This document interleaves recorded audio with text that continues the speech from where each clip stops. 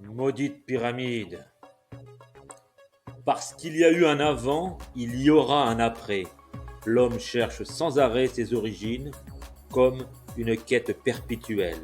Un qui suis-je qui n'obtient jamais de réponse. Faut-il se contenter de chercher uniquement dans cette vie? Est-il possible que nous soyons aujourd'hui le magnifique mélange de multiples ethnies, religions, pays? Se peut-il que nous ayons traversé les siècles afin d'être celui que nous sommes aujourd'hui? Êtes-vous capable d'entreprendre un voyage au bout de vous-même? Marie XVI.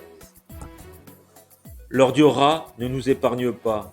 Ses rayons nous assomment littéralement. Sous un soleil de plomb, harnachés comme des bêtes de somme, nous tractons péniblement sans répit des énormes pierres de taille de l'aube jusqu'aux prémices de la nuit. Nos geôliers sont des brutes impitoyables et rustres. Pour eux, les efforts à fournir pour leur grand pharaon n'ont aucune limite, et la vie d'un esclave n'a pas la moindre valeur à leurs yeux de disciples fanatiques. Pour nous, les esclaves numides, il n'y a que souffrance et martyre en retour. Pour nous, de la colère, de la rancœur et de la haine contre ces barbares incultes. Leurs dieux nous sont totalement étrangers et nous détestons leur roi de pacotille qui nous a volé notre liberté. Tous les jours, nous besognions au rythme des fouets pour construire la dernière demeure de ce maître haï que nous imaginons d'après la description de nos gardes-chiourmes comme un être géant, paré d'or et brillant de mille feux.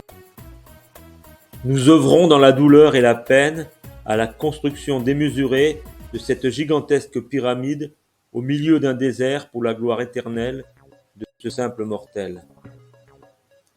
Parmi nous, un homme sort du lot. Il s'agit d'un colosse au torse puissant que nous admirons tous. C'est un homme au grand cœur qui nous encourage et nous soutient dans nos efforts inhumains avec sagesse et détermination. C'est un homme aguerri au sport de combat. Chez nous en Nubie, il est un lutteur accompli et un champion adulé par les foules. Malgré son courage immense et sa force monstrueuse, il ne put rien faire pour lutter contre la puissance de l'armée égyptienne. Et, comme la plupart d'entre nous, il fut emprisonné et mis en esclavage au service d'une cause que nous ne soutenons pas.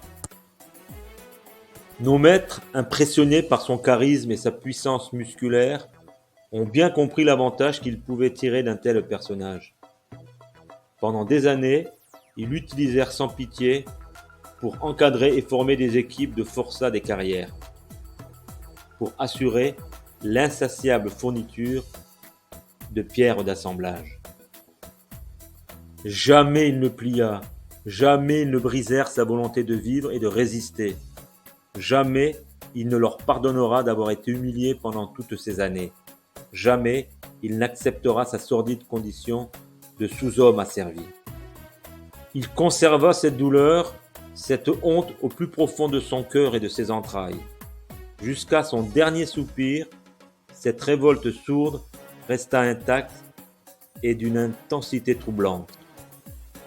De cette période infâme, son âme restera à jamais comme brûlée au fer rouge.